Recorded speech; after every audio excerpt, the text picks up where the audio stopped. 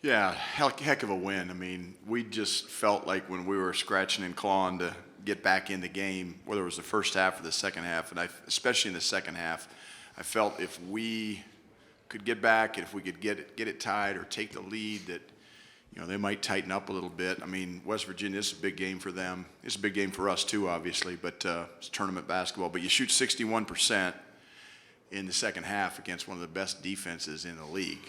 I mean, that's, again, a credit to these guys and our offense and our movement. And I thought we had great performances in the second half by Elijah Malone, who was a beast down low.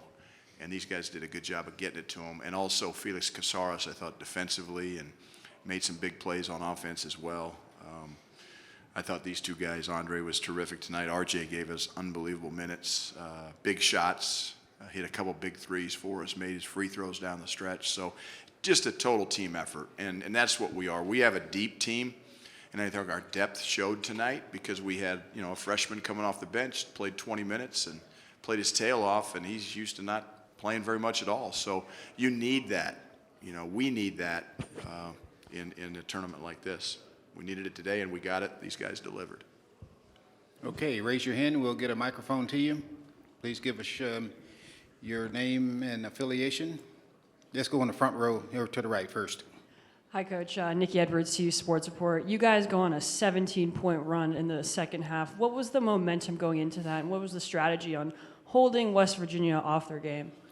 Well, I think we were still in man-to-man, and then we felt like they made a sub, and they've got certain guys that can really shoot the ball, and they got other guys that maybe struggle to shoot the ball. So we knew zone was going to be a part of our game plan tonight. Out of bounds under, we played it, and it was pretty effective. They scored a few times on it, but then when we went to the zone and we went to the soft pressure in the backcourt on makes to try to make them use clock and have less time to run their zone offense, I thought it was really effective tonight. And again, these guys executed. And whether you change a defense, whether you call a play, whether you change an offense, whatever the case may be as a coach, sometimes it works, sometimes it doesn't, but these guys are the ones that make it work or don't make it work. And tonight they made it work on both, I think, defense, our soft press into back to zone was effective in that run, but also our ability to box out and finish possessions and then convert offensively. Again, we made shots, we kept scoring, and when you keep scoring, it puts a little bit more pressure on them, and that's what we did. Let's go to the second row here on the left. Pat Rooney, Boulder Daily Camera. Tad, you mentioned Felix. Yeah. Javon Small obviously is a great scorer, got off to a hot start today, but this game turned when you put Felix on Javon Small. I know other guys, RJ, took turns on him, but how big and how impactful was Felix's defense today? It was big, and listen, he was Andre's. He was the main defender on him tonight, and RJ had a crack at him as well, and Felix. So I think the combination of those three guys wearing him down, making him work, he expends a lot of energy on offense. The other thing we did in the second half, we changed our offense to get him chasing one of our guys, whoever he was guarding. We were going to run him off screens on the baseline and make him expend energy on defense. So, we did that in Boulder. We didn't do that offensively, but we did it defensively.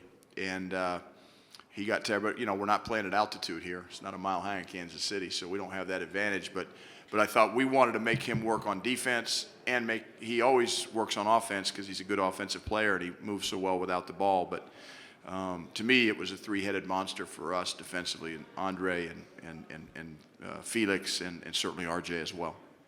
Okay, we got two on the front row. Let's go with this one first. Hey, Coach. Liam Howard, Scobuff Sports. After you guys took the lead towards the end of the game there, you guys were, passing up. You had a lot of good looks on shots that you could have gone for early in the shot clock, but managed to work that clock down and finish that game out. Finishing games had been a struggle for a long time, and now this is something you guys look like you are doing so naturally. What do you have to say about just your players and the quality of play they're delivering at the end of these games to close them out? Yeah, again, credit goes to them because we haven't been in that position, to your point, a lot this year. We haven't been ahead late in games. We've been behind, fouling and scratching and clawing and pressing and trapping and doing whatever we do, get back in the game. And with about 3 minutes to go, 3:09, I think, was on the clock at the last time out. That's when we finally started. Because I think if you start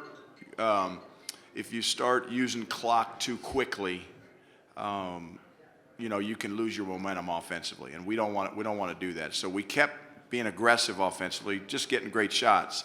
But with 3:09 to go, we said, okay, now the clock's our friend. We want to get deep in the clock and make plays. And I think the play of the game was we got deep in the clock, and I think it was Trevor maybe found RJ out at the top of the key, and RJ was wide open, and he nailed the three. And that's what you have to have. And that really kind of, I think, was the first nail in their coffin. Would like to handle the press a little bit better at the end than we did, but again, that's, I think, a result of not being in that position a lot. Okay, let's go right here. Oliver Hayes, 24/7 Sports. For RJ, you've been up and down shooting the ball this season, but obviously 3 threes tonight, and the big three that Tad just mentioned. What was going through your mind today, but specifically on that last shot? Just provide anything to help my team win. Tonight, my shots were falling, so my team has kept encouraging me. They keep encouraging me to shoot, even though I have an up and down season shooting. And tonight they went in, so yeah. Okay, let's go here on the front row.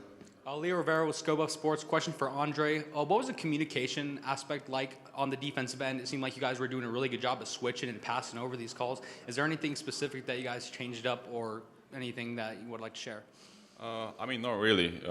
We just switch our defense a lot. Second half, we throw a zone press back to zone, and we played great. I think we got potential to be a really good defensive team, and if we continue to play like this, try to communicate with the players, we can get stops, and against one of the probably best player in the league, I think we did a pretty good job. He made some tough shots, but we made it hard on him, and that was the key to win the game. Okay, let's go to the left over here with Dennis Dodd. Dennis Dodd, CBS Sports. Tad, just a comment on first 3-game winning streak, I think, in 3 months. And then the fact, early returns, not sure, you might be making history. Today's the first 16 to win a conference champion, or a conference tournament game. I don't know. Well, I think we're the only 16 because the first year we were 16 teams. So, I mean, ever in the history of Division I. Big East Division had I. 16, I think. Did they? Yeah. You know a lot more about that than I do, Dennis. All I know is we're ready to take on Houston, and we'll worry about that tonight. But really, really proud of this group because we have had a rough year in terms of coming up short in some of these games, and these guys have stuck together. I've said it a lot of times, and I'll say it again, but I'm really, really proud of this group. Okay, one here on the second row. Pat Rooney, Boulder Daily Camera. RJ, kind of along the lines of what Tad was just saying, this tournament is kind of this team's March Madness for you guys. How much coming here did you guys buy into let's make it a new season? We bought in for sure. It's not about me it's about my teammates. So we have 5 seniors on this team, Andre included, and every game it might be our last since we had a rough season. So it's going out playing, knowing this might be the last opportunity. It's playing for one another, and that's the motivation right there. Okay, we got time for 2 more questions. Anybody want them? Let's go over here on the right. Tad, this is Bruce Pasco with the Arizona Daily Star. Was that different the way you substituted? Do you substitute deeper knowing you have those guys and you got your second game here with a possible third game tomorrow? Or is it the way you've run it a lot this year? Bruce, part of it, with this team, to be honest with you, is who's playing well tonight. And, for example, Felix, he normally doesn't play 20 minutes tonight. But he played 20 minutes tonight. He doesn't play 20 minutes a game. He averages probably, 8 or 9? I don't know what he averages, but he doesn't get that. But we stuck with him tonight because he was playing so good. And we have one of those teams where if a guy's playing good, we got to ride him.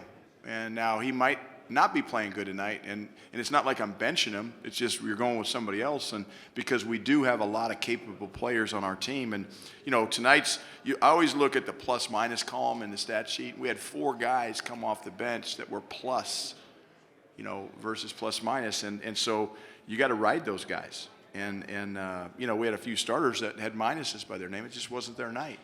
It's okay. Tomorrow can be. So tomorrow's a new day, and that's what I love about tournament basketball, and that's what I want these guys to understand, just because you didn't play well today doesn't mean you're not going to play well tomorrow. And just because you played well today doesn't guarantee you're going to play well tomorrow. But what we have to do as a staff with this team is we have to play the guys that are playing well that night. And sometimes you play guys based on what they've done in the past, and certainly that's the case. I mean, we know what Andre's done for us all year this year, but I think this is a unique team in that sense. Usually by this time of year, you're like West Virginia. You got your 7-8 man rotation. You know who's going to play and whether. But we're not there. Okay, one more question. Anybody want it? Okay, Coach. Thank you very much. Thank you. Good luck tomorrow.